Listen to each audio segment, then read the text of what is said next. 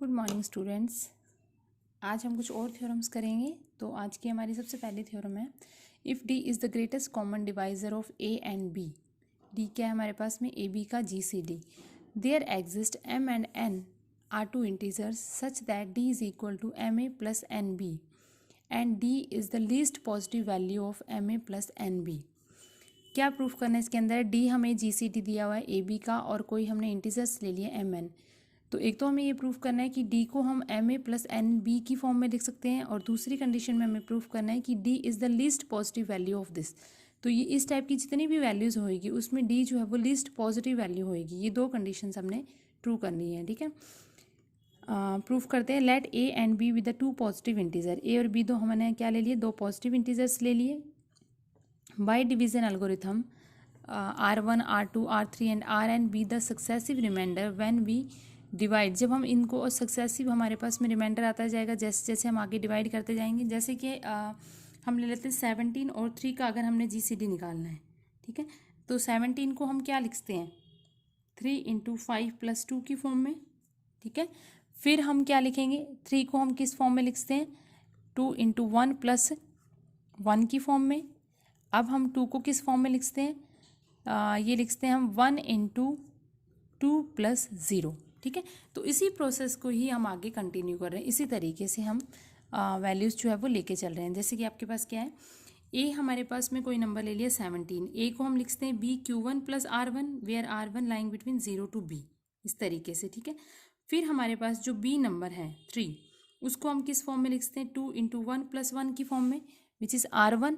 दूसरे वाला ये वाला रिमाइंडर जो है वो हम यहाँ पे मल्टीप्लाई कर रहे हैं। फिर जो अगला रिमाइंडर आया उसको हम यहाँ पे मल्टीप्लाई कर रहे हैं। इस तरीके से हम सक्सेसिव रिमाइंडर्स को लिखते रहेंगे, ठीक है। तो कहीं ना कहीं प्लेस पर हमारे पास में क्या होएगा, रिमाइंडर जो होएगा, ये सारे जो रिमाइंडर्स है, जैसे यहाँ पे 2 आया था फिर 1 आया था, ये तो मैंने एग्जाम्पल एक ऐसा ले लिया जिसमें 3 स्टेप्स में ये 0 आ गया रिमाइंडर। तो ये देखिए आपके पास में जो रिमाइंडर आ रहा है 2, फिर 1 रिमाइंडर आ रहा है, फिर 0 आ रहा है।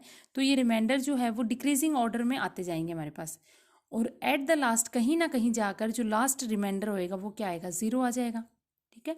तो इसी प्रोसेस को ही हमने इसके अंदर डिस्कस किया है। आप देखिए, A is equal to B Q1 plus R1 and B को हम लिखते हैं R1 Q1 प्लस R2। इसी तरीके से R1 को हम लिखते हैं R2 Q3 प्लस R3। ये Q1 Q2 Q3 जो है वो हमारे पास क्या है, इंटीजर्स हैं, ठीक है। तो at the last Rn minus 1 को हम लिखते हैं Rn Qn plus 1 plus Rn plus 1 where Rn is a remainder which lying between 0 से Rn, ठीक है। तो ये तो हमने इसी प्रोसेस को इस तरीके से लिख दिया। उसके बाद हमने देखा है कि ये जो रिमाइंडर आ रहे हैं वो क्या हो रहे हैं, डिक्रीजिंग ऑर्डर में आ रहे हैं, और कुछ फाइनाइट स्टेप्स के बाद में रिमाइंडर जो होएगा वो 0 हो जाएगा। तो ये लिखा हुआ है हमने, R1 R2 R3 जो है वो हमारे पास क्या है, set of decreasing non negative integers, and this process must terminate after a finite number of steps, ठीक है। लेट कर लिया, फाइनाइट नंबर ऑफ स्टेप्स के बाद में हमारे पास क्या हो जाएगा कि ये जो रिमाइंडर होएगा वो 0 हो जाएगा। तो हम लेट कर लेते हैं कि ये वाला रिमाइंडर जो है वो हमारे पास क्या है, 0, ठीक है। तो लेट कर लिया Rn plus 1 is equal to 0। Now अगर ये 0 की इक्वल है तो ये टर्म क्या हो जाएगी, Rn minus 1 is equal to Rn Qn plus 1, ये तो 0 हो जाएगा, ठीक है। इसका क्या मतलब हुआ, by the definition of divisibility Rn divides Rn minus 1 because this is some integers, ठीक है। तो यहाँ से हमारे पास क्या हो गया, Rn डिवाइड्स Rn माइनस 1। जैसे कि हम लिखते हैं B is equal to C ए, तो हम क्या कहते हैं कि C डिवाइड्स B, ठीक है। तो वही कंडीशन है। अब Rn डिवाइड करता है Rn माइनस 1 को, कोई भी नंबर अगर डिवाइड करता है उसको, तो उन दोनों का GCD क्या आएगा हमारे पास में, वही नंबर आएगा जो स्मॉलेस्ट नंबर होएगा। जैसे कि 4 डिवाइड करता है 8 को, तो 8 और 4 का हमारे पास GCD क्या आता है, 4, ठीक है। तो इसी तरीके से Rn डिवाइड करता है Rn माइनस 1 को, तो इन दोनों का GCD क्या आ जाएगा, Rn, ठीक है।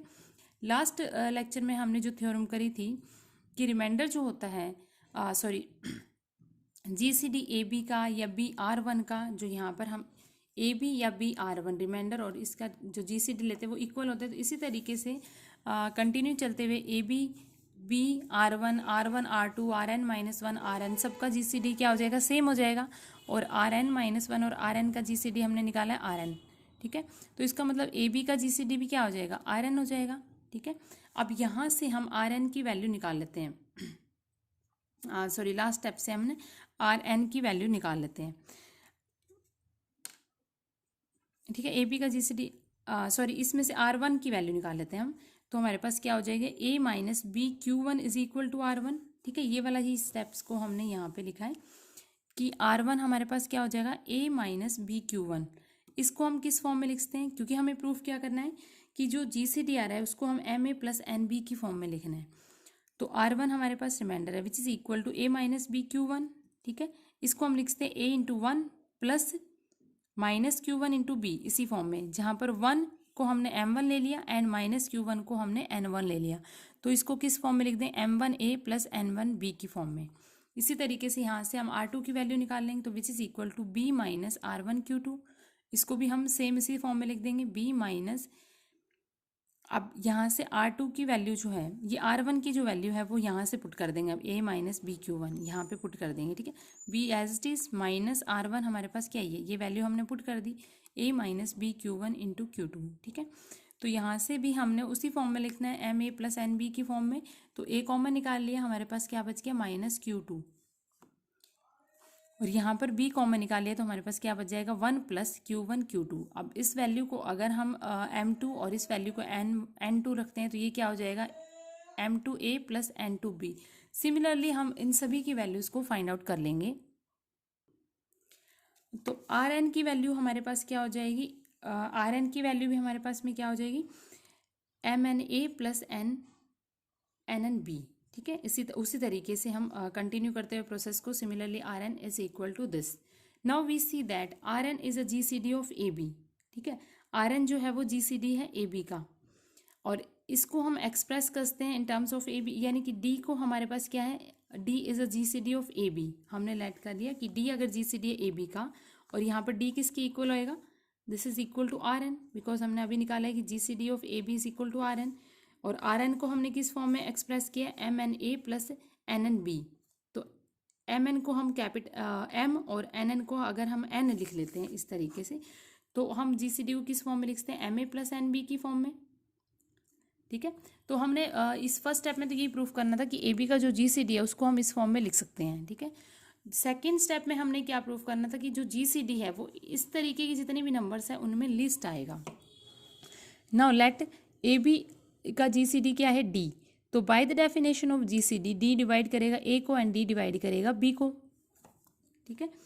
डी ए को डिवाइड कर रहा है, डी बी को डिवाइड कर रहा है, तो यहाँ से डी डिवाइड करेगा एक्स ए प्लस वाई को, वाई बी को। ये हमने पहले फर्स्ट एक्सरसाइज के थ्योरम्स करी हुई है कि अगर कोई भी नंबर ए को कोई भी नंबर सेम नंबर बी को डिवाइड करता है तो वो उनको x A plus Y B को भी डिवाइड करेगा, ठीक है। तो डी ए को डी बी को डिवाइड करेगा, देन डी डिवाइड करेगा x A plus Y B को।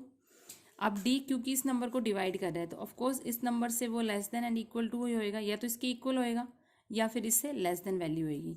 तो this implies D is less than and equal to X A plus Y B. अब X A plus Y B जो है वो एनी नंबर है of the type N A M A plus N B, इसी type का ही number है, और डी जो है वो इस तरीके के नंबर से लेस देन वैल्यू है। दैट मीन्स कि जी सी डी जो है ए बी का is the least value of M A plus N B, ठीक है। वेरी सिंपल थ्योरम है, थोड़ी सी लेंथी है बट ईजी है। आई थिंक सभी को कंसेप्ट क्लियर हुआ आएगा कैसे हमने इस थ्योरम को प्रूफ किया है। नेक्स्ट हमारे पास एक वेरी इंपॉर्टेंट कोरोलरी है which is if A B is equal to one, यानी कि जी सी डी जो होएगा ए बी वन है, ए बी का जी सी डी क्या है हमारे पास वन है, किसी का भी नंबर्स का जी सी डी वन है, देन हम उन नंबर्स को क्या बोलते हैं, को प्राइम नंबर्स बोलते हैं, या फिर हम बोलते हैं रिलेटिवली प्राइम। तो A B are coprime number, then there exist M and N, कोई भी हमने इंटीजर्स ले लिया एम एन, सच दैट हम वन को M A plus N B की फॉर्म में लिख सकते हैं। ये आपने कंडीशन को याद रखना है, और इसका कन्वर्स भी ट्रू होता है। कन्वर्स क्या है, if there exist integer M N such that M A plus N B is equal to one, अगर इस तरीके की कंडीशन है एम और एन जो है वो इंटीजर है, और M A plus N B को अगर हम वन की फॉर्म में लिख रहे हैं तो ए बी का जी सी डी क्या आएगा, वन आएगा, ठीक है। तो ये दोनों ही कंडीशन का हम आगे काफ़ी सारे थ्योरम्स में यूज़ करेंगे। तो ये आपने याद रखनी है कि कभी भी अगर हमारे पास में दो को प्राइम नंबर्स दिए हुए हैं या फिर किसी का जी सी डी वन दिया हुआ है, तो हमने दो इंटीजर्स ले लिए, उस वन को हम M A plus N B की फॉर्म में लिख सकते हैं, ठीक है। नेक्स्ट हमारी वेरी इंपॉर्टेंट थ्योरम है गॉस थ्योरम। गॉस थ्योरम की क्या स्टेटमेंट, स्टेट एंड प्रूफ दोनों के साथ आती है थ्योरम, तो आपको स्टेटमेंट भी याद रखनी पड़ेगी। If A divide B into C and G C D of A B is equal to 1 then A divide C. ठीक है, ये प्रूफ करना हमने, ये दोनों कंडीशंस हमारे पास गिवन है। अब अभी जो हमने करोलरी पढ़ी थी कि अगर दो नंबरों का जी सी डी 1 है तो उसमें हम क्या लिखते हैं, उसको हम 1 को हम M A plus N B की फॉर्म में लिखते हैं where M N are integers. ठीक है, तो उसी का हम यहाँ पे यूज़ करेंगे। सिंस ए बी का जी सी डी हमें क्या दिया हुआ है, 1 दिया हुआ है। ठीक है, so we can find an integer, there exist an integer X and Y ले लेते हैं यहाँ पर, या एम एन ले लेते हैं। ठीक है, तो हमने इंटीजर ले लिया एक्स वाई, सच दैट हमारे पास क्या कंडीशंस आ जाएगी कि 1 जो है वो इक्वल टू हो जाएगा ए एक्स प्लस बी वाई की फॉर्म में। ठीक है, नाउ अब हमें देखिए आप क्या करना है, ए डिवाइड करता है बी सी को, ये गिवन है, हमें प्रूफ करना है कि ए डिवाइड करता है सी को। ठीक है, ए डिवाइड करता है सी को, अगर हम मल्टीप्लाई कर दें बोथ साइड सी से तो हमारे पास क्या हो जाएगा, C is equal to C A X plus C B Y. ठीक है, सी से मल्टीप्लाई कर दिया दोनों साइड्स में। अब क्योंकि हमें क्या गिवन है, सिंस ए डिवाइड करता है बी सी को, ए डिवाइड करता है बी सी को, तो by the definition of divisibility B C जो है वो किसके इक्वल होएगा, ए इंटू सम इंटीजर। ठीक है, B C is equal to होएगा ए इंटू सम इंटीजर। अब ये बी सी की वैल्यू यहाँ पे हम पुट कर लेंगे, तो हमारे पास क्या आ जाएगा, सी इज इक्वल टू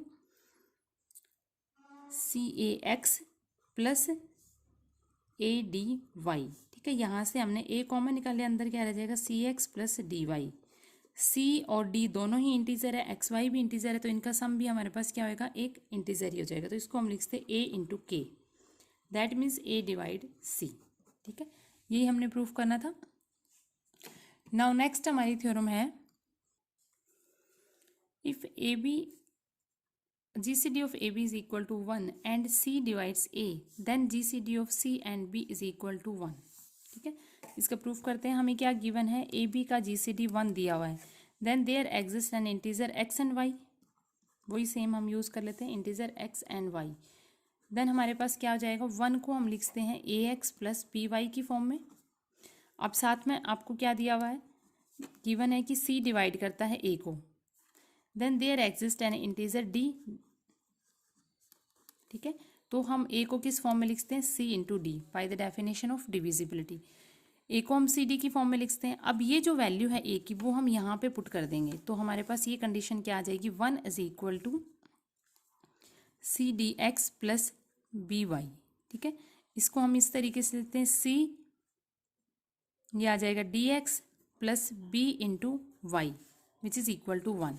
ठीक है, अब इस इंटीजर को अगर हम कुछ और पुट कर लेते हैं तो हम 1 इक्वल टू लिखते हैं सी इंटू के प्लस बी इंटू, यहाँ पे इसको हम क्या लिखते हैं, बी इंटू K1 K2 या MN की फॉर्म में लिखते हैं।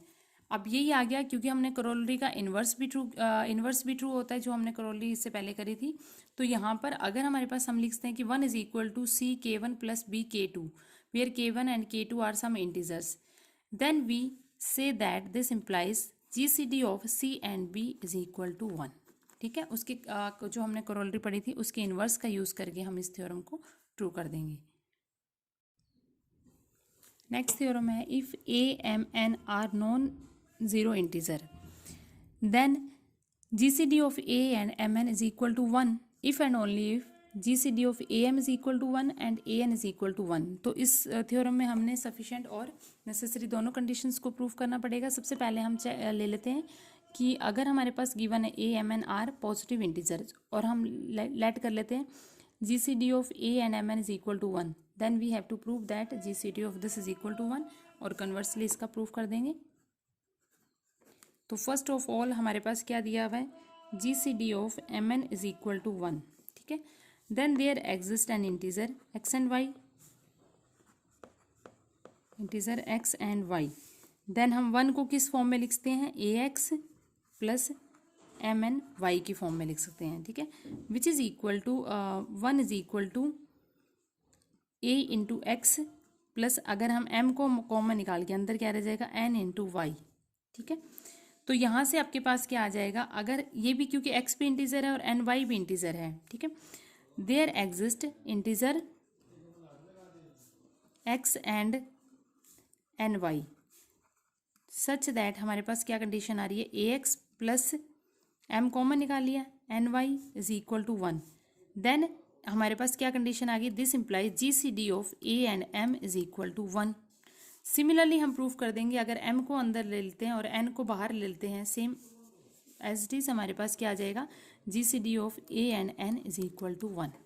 ठीक है, अब इसका कन्वर्स हम प्रूफ करते हैं। कन्वर्स के अंदर हम क्या लेंगे कि इन दोनों का जी सी डी 1 है और हमें प्रूफ करना है कि G C D of A and M N is equal to 1। तो यहाँ पे हम लेट कर लेते हैं G C D of A M is equal to 1 and G C D of A N is equal to 1। तो इस condition को अगर हम लेते हैं, G C D of A M is equal to 1, then there exist integer P and Q. अगर हम integer P Q ले रहे हैं तो हमारे पास क्या कंडीशन आएगी, 1 को हम किस फॉर्म में लिखते हैं, A into P plus M into Q is equal to 1।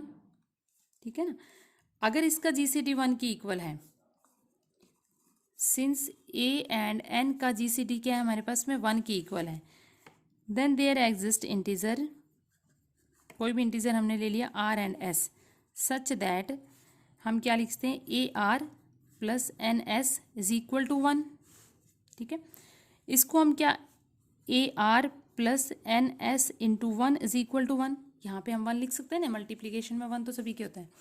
अब इस 1 की जगह हम अगर इसका यूज़ कर लेते हैं, ठीक है ना, ये भी 1 की इक्वल है, अब इस 1 की जगह अगर हम A P plus M Q लिख लेते हैं तो हमारी कंडीशन प्रूफ हो जाएगी। तो इसके अकॉर्डिंग हम क्या लिख रहे हैं, A R plus N S into में क्या आ जाएगा, 1 की जगह A P plus M Q is equal to 1। ये हमने क्यों लिखा है, क्योंकि हमें जो प्रूफ करना है उसमें हमें क्या प्रूफ करना है, हमें प्रूफ करना है कि ए और एम एन का जी सी डी 1 है, यानी कि A into some integer plus M N into some integer is equal to 1 आना चाहिए। तो एम और एन जो है वो हमारे पास में टर्म्स में आना चाहिए, इसलिए हमने इसको एम वाली टर्म्स को एन के साथ में लिखा है। अब यहाँ से आपके पास क्या होएगा, कॉमन क्या टर्म्स निकल रही है, अगर हम ए को कॉमन निकालें तो हमारे पास क्या बच रहा है, R plus N S P and plus M N, अगर हम इसमें कॉमन निकाल रहे हैं तो हमारे पास क्या बच रहा है, S Q which is equal to 1। अब ये हमारे पास क्या इंटीजर है, ये भी इंटीजर है, इस इंटीजर को अगर हम लिख लेते हैं कोई और इंटीजर के नाम k1 से, तो ये आ जाएगा a into K one plus M N into K two is equal to 1, where k1 and k2 is some integer, then we say that G C D of a and M N is equal to 1। और यही हमने proof करना था। तो आज के lecture में जो हमने थ्योरम्स करी है वेरी इंपॉर्टेंट थ्योरम्स है, इसके अलावा 2-3 थ्योरम्स और रह जाती है, वो भी बिल्कुल ऐसे ही है, तो उनके आप प्रूफ कर लेना। कुछ अगर आपको उसमें डिफ़िकल्टी होगी तो आप मुझे मैसेज कर देना। कल हम कुछ और एग्जांपल्स करेंगे related to this theorems. Thank you.